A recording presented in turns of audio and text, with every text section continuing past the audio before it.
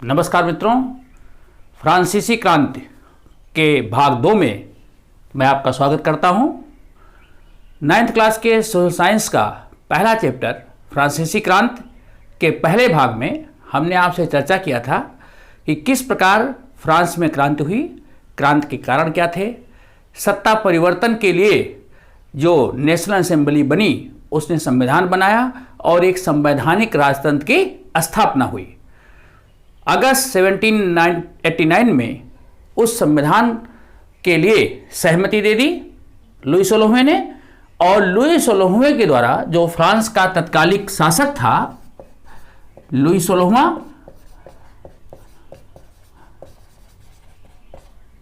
16वें के द्वारा संविधान पर हस्ताक्षर कर दिए गए। संविधान को औपचारिक मान्यता दे दी गई।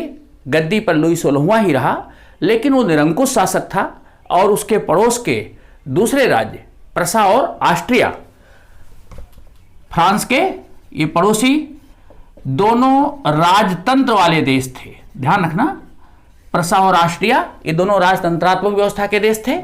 तो लुई 16वां इनके साथ गुप्त वार्ताएं कर रहा था और कहीं ना कहीं वो चाहता था कि इस व्यवस्था को फिर से बदल दे। लोगों को ये पता लग गया, जो तीसरे स्टेट के लोग थे, राष्ट्रवादी लोग थे, उनको लुई 16वें की इस योजना का पता लग गया और उन लोगों ने लुई 16वें के इस चाल को समाप्त करने के लिए प्रसा और ऑस्ट्रिया के विरुद्ध स्वयंसेवकों ने एक युद्ध का अभियान कर दिया। जो स्वयंसेवक थे, जो चाहते थे कि फ्रांस में संवैधानिक राजतंत्र स्थापित रहे, ऐसे स्वयंसेवियों ने प्रसा और ऑस्ट्रिया के विरुद्ध युद्ध की घोषणा कर दी। कब? 1792 में 1792 में युद्ध की घोषणा कर दी और पूरे राज्य के कोने कोने से स्वयंसेवी इकट्ठा होने लगे और उन लोगों ने प्रसा के खिलाफ कूच कर दिया। उन लोगों ने देशभक्त के तराने गाने चालू कर दिए और उन देशभक्त के गीतों में एक प्रमुख गीत था जिसको मार्सिये कहते हैं। मार्सिये, इसके लेखक थे Roger the Lyell. Roger the Lyell ने मार्सिये लिखा था और यही आगे चल करके फ्रांस का राष्ट्रगान बन गया। रॉजर द लायल के गीत को सबसे पहले मार्सिलेस में गाया गया। मार्सिलेस कस्बा है, एक छोटा सा सबर्ब टाउन है पेरिस के पास। मार्सिलेस में सबसे पहले इस गीत को गाया गया। स्वयंसेवियों की टोली प्रसा के खिलाफ निकल पड़ी। पूरे राज्य में फिर से लुई 16वें के खिलाफ, राजतंत्र के खिलाफ एक गुस्सा का वातावरण था, आक्रोश का वातावरण था। यहां मैं आपको बता दूं, 1791 में जो संविधान बना था, इस संविधान के द्वारा सारे लोगों की इच्छाएं पूरी नहीं हो पाई थी, इसलिए भी आक्रोश था। 1791 में जो संविधान बना था, उस संविधान में खास करके जो कुलीन वर्ग के लोग थे, जो उच्च वर्गीय लोग थे, उनको ज्यादा अधिकार मिला था। समाज के तीसरे वर्ग के लोग, थर्ड स्टेट के लोग और महिलाएं इस संविधान के द्वारा बहुत लाभान्वित नहीं हुई थी। जो फ्रांस का नया संविधान बना था, उसमें संविधान की जो पहली घोषणा थी, पुरुष एवं नागरिक अधिकार घोषणा पत्र। संविधान की शुरुआत पुरुष एवं नागरिक अधिकार घोषणा पत्र के साथ हुई थी। पुरुष एवं नागरिक अधिकार घोषणा पत्र। पुरुष एवं नागरिक अधिकार घोषणा पत्र में दो मुख्य प्राविधान थे। पहला, लोगों को अभिव्यक्ति का अधिकार,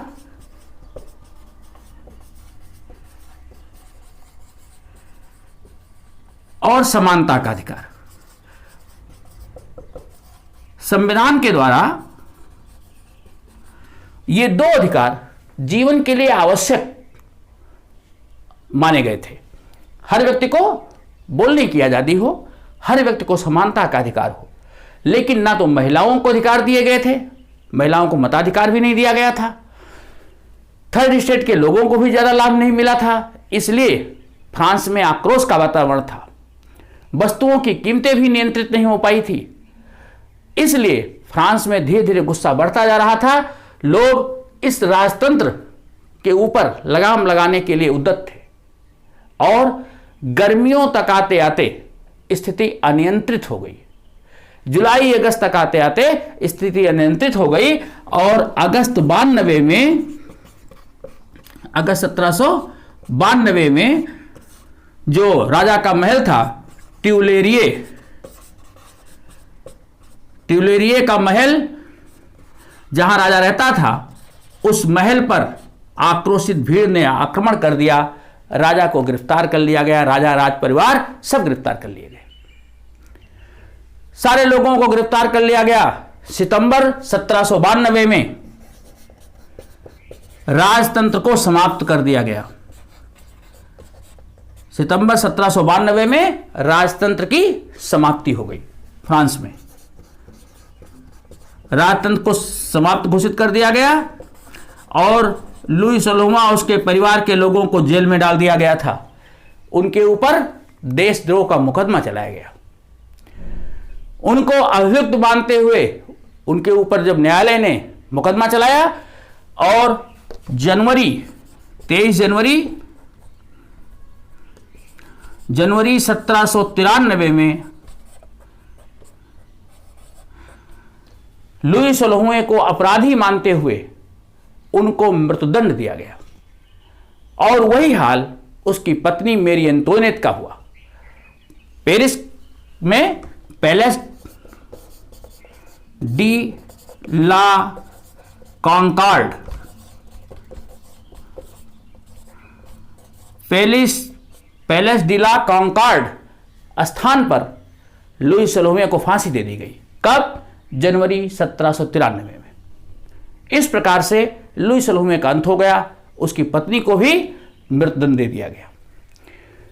अब ऐसी स्थिति में जो नई पार्टी सत्ता में आई वो थी जैकोबिन्स पार्टी। जैकोबिन पार्टी, इस नई पार्टी ने सत्ता प्राप्त की। नई पार्टी कौन सी थी? इस पार्टी का नाम जैकोबिन कैसे पड़ा? क्वेश्चन पूछते हैं कि जैकोबिन शब्द से आप क्या समझते हैं? जैकोबिन्स कौन थे? इनको शोकुलांत क्यों कहते हैं? जैकोबिन शासन की विशेषताएं क्या थी? जैकोबिन का कौन प्रमुख नेता था? इन सब बिंदुओं पर हम चर्चा करते हैं। आइए देखते हैं जैकोबिन पार्टी और उसकी कार्यप्रणाली, इसका नामकरण, इन सारे बिंदुओं पर आगे चर्चा करते हैं। हम चर्चा कर रहे थे कि फ्रांसीसी क्रांति के बाद जो जैकोबिन पार्टी आई उसका निर्माण किस तरह हुआ। अभी हमने आपको बताया कि 1792 ईस्वी में जब राजनीतिक अस्थिरता का दौर चालू हो गया, संविधान बनने के बाद बहुत अच्छी व्यवस्था नहीं स्थापित हुई थी, लोगों में आक्रोश था क्योंकि कुलीन वर्गों को अधिकार मिला था लेकिन समाज का तीसरा वर्ग और महिलाओं को अधिकार नहीं मिला था। ऐसी स्थिति में फ्रांस में राजनीतिक क्लबों की स्थापना होने लगी। लोग जो असंतुष्ट लोग थे उन लोगों ने अपने क्लब्स बनाना चालू किया और वहां पर सरकार की योजनाओं पर, सरकार की नीतियों पर चर्चा किया करते थे। और इस तरह के राजनीतिक क्लबों में से एक क्लब था जैकोबिन क्लब।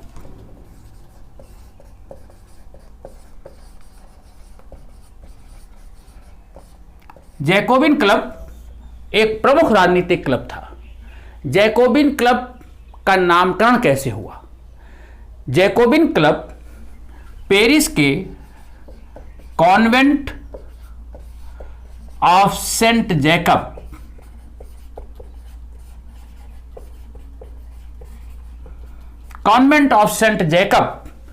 जैकब के नाम पर जैकोबिन क्लब की स्थापना हुई।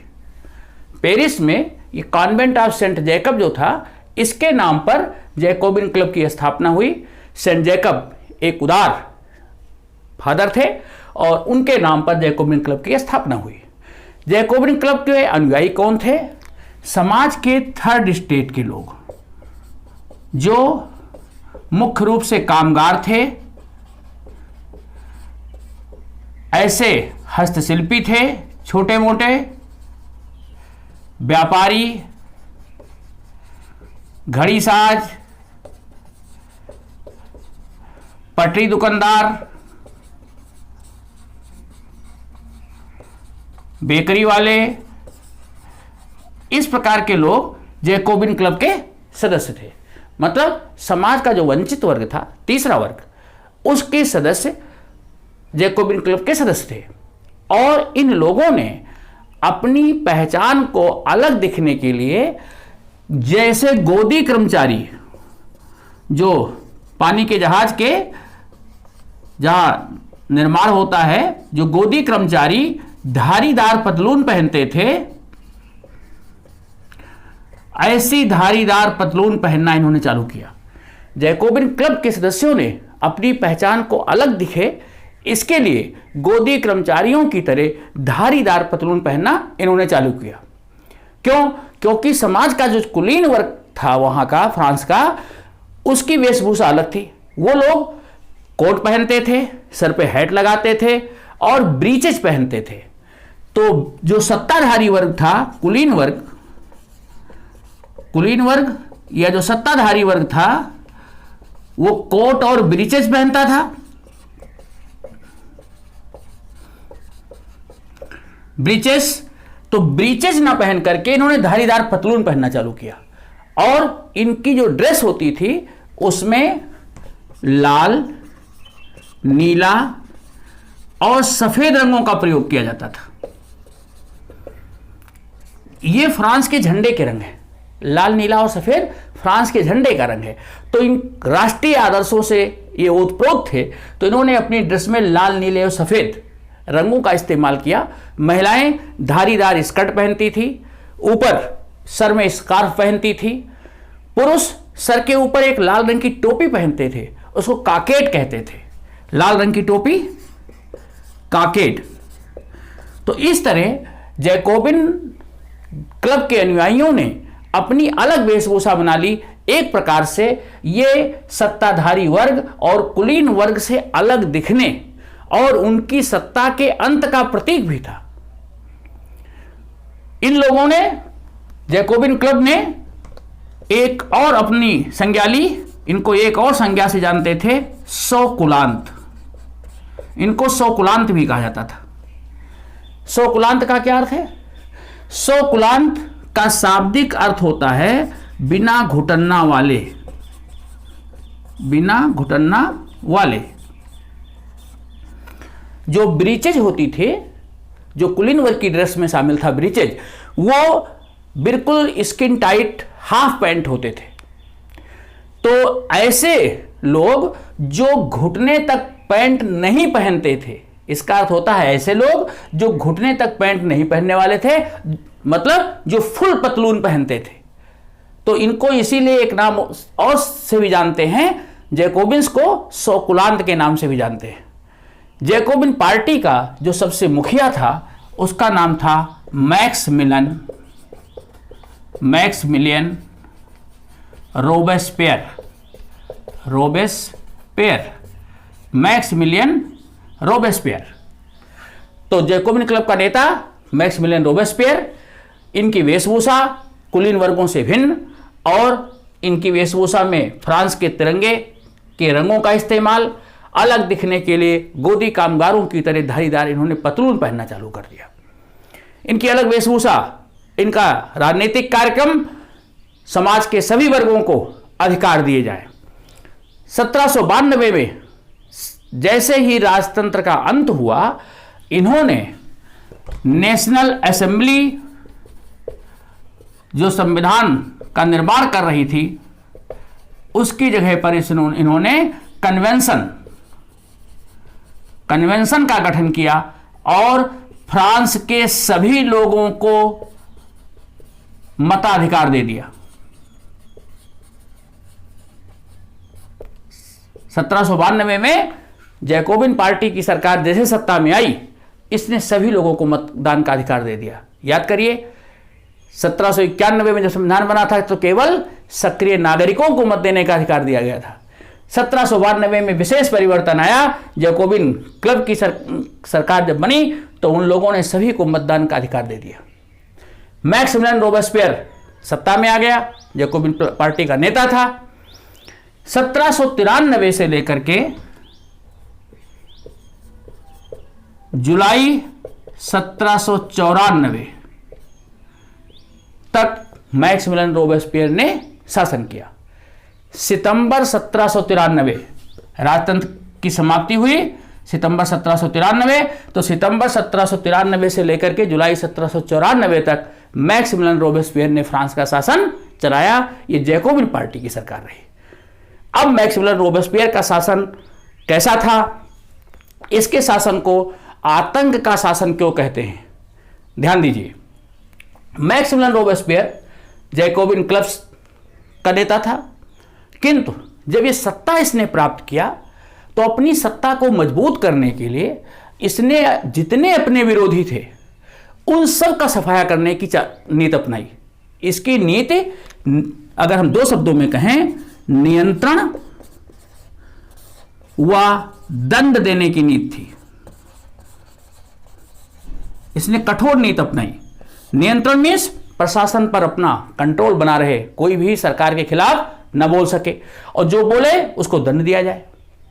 तो इसने सबसे पहला निशाना अपना किसको बनाया, जो कुलीन वर्ग के लोग थे, क्योंकि ये जैकोबिन पार्टी का था, थर्ड स्टेट का था।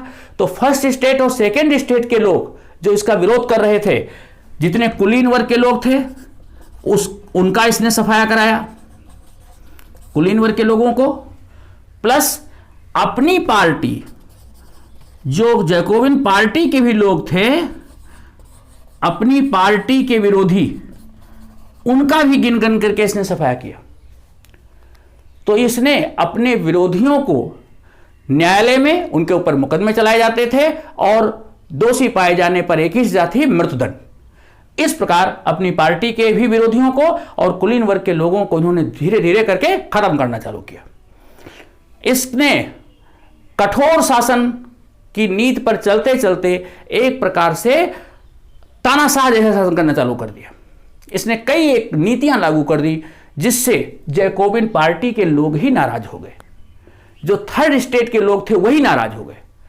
इसीलिए इसके शासन को आतंक का शासन कहते हैं। क्या क्या इसने काम किए जिसकी वजह से लोगों में आक्रोश बढ़ा। देखिए, मैक्सिमिलियन रोबेस्पियर ने कुलीन वर्गों, अपनी पार्टी के विरोधियों और अन्य दूसरी राजनीतिक पार्टी के जो सदस्य थे, उन सबको, जो विरोध करने वाले थे, उन सबको बंदी बनाता, उनके ऊपर क्रांतिकारी न्यायालय के द्वारा मुकदमा चलाया जाता और दोषी पाए जाने पर उनको मृत्युदंड दे दिया जाता। मृत्युदंड देने के लिए एक विशेष मशीन उसके द्वारा बनवाई गई जिसको गिलोटिन कहते हैं।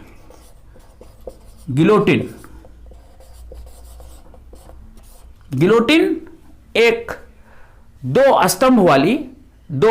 स्तंभ वाली मशीन थी जिसके ऊपर एक लोहे का बड़ा सा फल लगाया होता था, जिसको फांसी देनी होती थी, उसको लटा दिया जाता था और ऊपर से लोहे का फाल गिरता था और सर धड़ से कट करके अलग हो जाता था।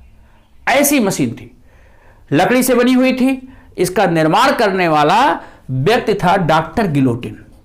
इसी नाम से इस मशीन को गिलोटिन कहा गया। डॉक्टर गिलोटिन ने चूंकि ये मशीन बनाई थी, इसलिए इसका नाम ही गिलोटिन पड़ गया। तो जितने विरोधी थे उन सबको गिलोटिन के सहारे मृत्युदंड दे देता था। आक्रोश बढ़ता गया जब इस प्रकार की उसकी गतिविधियां हुई। और उसने क्या किया, उसने जैकोबिन क्लब के जो सदस्य थे, जैकोबिन क्लब के जो अनुयायी थे, खास करके किसान, मजदूर, इन सब के लिए ही ऐसी नीतियां बना दी जिससे कि यही वर्ग इसके खिलाफ हो गया। जैसे मजदूरों की मजदूरी, जो मजदूर थे, किसान थे, इनके लिए उसने नियम बना दिया कि मजदूरी निश्चित कर दी गई, मजदूरी की दरें निश्चित कर दी गई।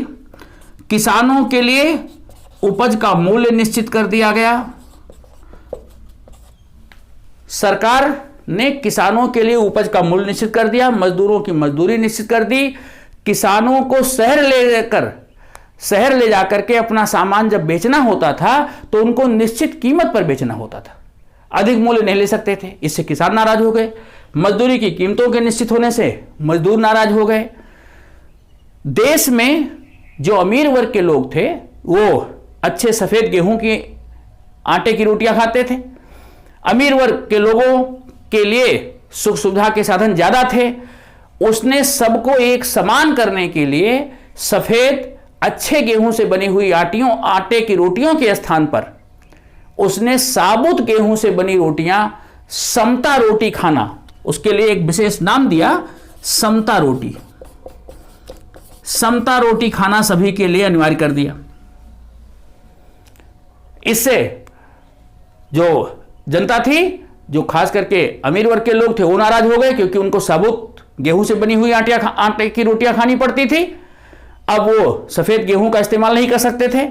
यही नहीं, जो पाव रोटी थी, गोश्त था, इस प्रकार के जो खाद्यान्न थे उनकी राशनिंग कर दी गई। राशनिंग मतलब कोई भी व्यक्ति जो अमीर हो वो खाने पीने की चीजें आवश्यकता से ज्यादा नहीं खरीद सकता। गोश्त और पाव रोटी एक निश्चित सीमा में ही एक परिवार खरीद सकता था। इससे ज्यादा उसको वस्तुएं खरीद करने का अधिकार ही नहीं रह गया। नेक्स्ट, जो सम्मान सूचक शब्द थे, जैसे अपने यहां श्रीमान श्रीमती कहते हैं, ऐसे फ्रांस में पुरुषों को मानस्यूर और महिलाओं को मादाम, मानस्यूर और मादाम कहा जाता था। इसने सम्मान सूचक शब्द समाप्त कर दिए। इसने कहा कि पुरुषों को नागरिक या उनको सितोयेन और महिलाओं को सितोयीन, महिलाओं को सितोयीन कहा जाएगा और पुरुषों को सितोयेन कहा जाएगा।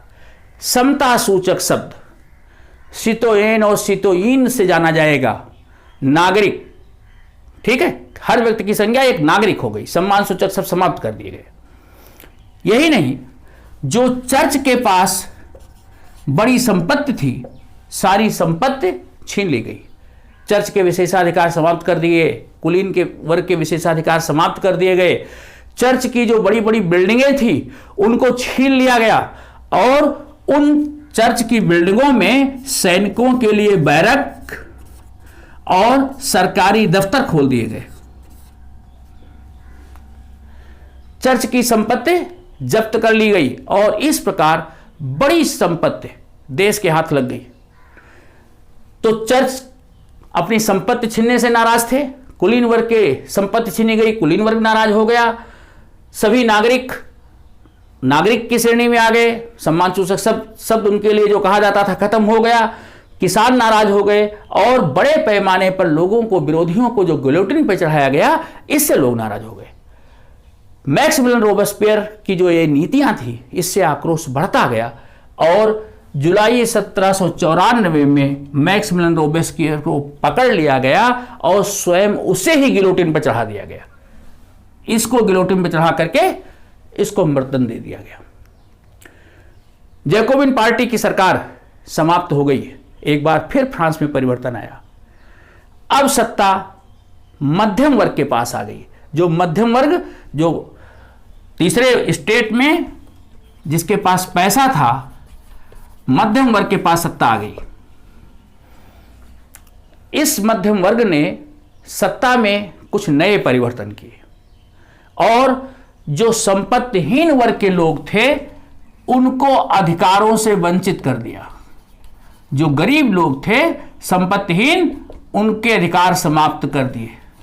मध्यम वर्ग ने शासन पर अपनी पकड़ को बनाए रखने के लिए अपने पास अधिकार रख लिए। संपत्तिहीन लोगों को अधिकार से वंचित कर दिया गया। मताधिकार आज जो सबको दे दिया गया था वो समाप्त कर दिया गया। इन्होंने एक नई सरकार बनाने की योजना बनाई। उसको कहते हैं डायरेक्टरी की सरकार।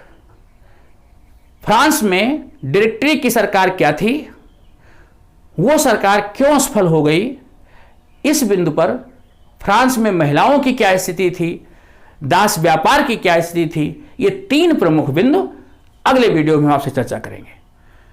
आपको एक कंटेंट पसंद आया हो, वीडियो पसंद आया हो तो निस्संदेह अपने दोस्तों के साथ शेयर करें, वीडियो को लाइक और सब्सक्राइब करें। फ्रांसीसी क्रांति का तीसरा भाग हम उसके साथ फिर से आपसे मिलते हैं। धन्यवाद।